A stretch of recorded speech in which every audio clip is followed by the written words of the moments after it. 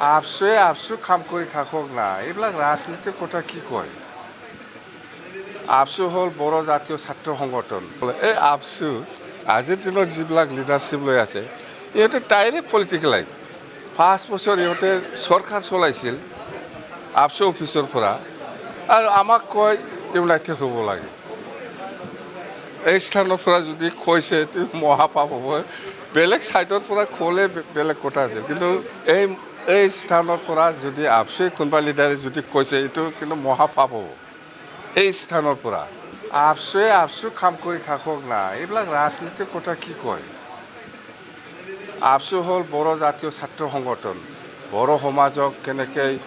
ওপৰত লৈ যাব লাগে এডুকেশ্যন হওক বা সাহিত্য হওক বা এইবিলাক কথা কওক ৰাজনীতিৰ কথা কিয় লাগি থাকে ইহঁতে কি দৰকাৰ আছে আপচু নিজেই অফিচিয়েল তাতে বহি পেলাই আমাক ইউনাইটেড হ'ব লাগে বুলি ক'লে হ'ব লাগে এই স্থানৰ পৰা যদি আপচুৱে কোনোবা লিডাৰে যদি কৈছে এইটো কিন্তু মহাপাপ হ'ব এই স্থানৰ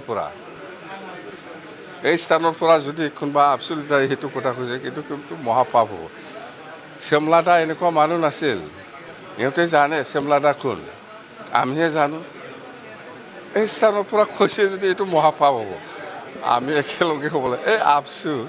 আজিৰ দিনত যিবিলাক লিডাৰশ্বিপ লৈ আছে ইহঁতে ডাইৰেক্ট পলিটিকেলাইজ 5 বছৰ ইহঁতে চৰকাৰ চলাইছিল আপচু অফিচৰ পৰা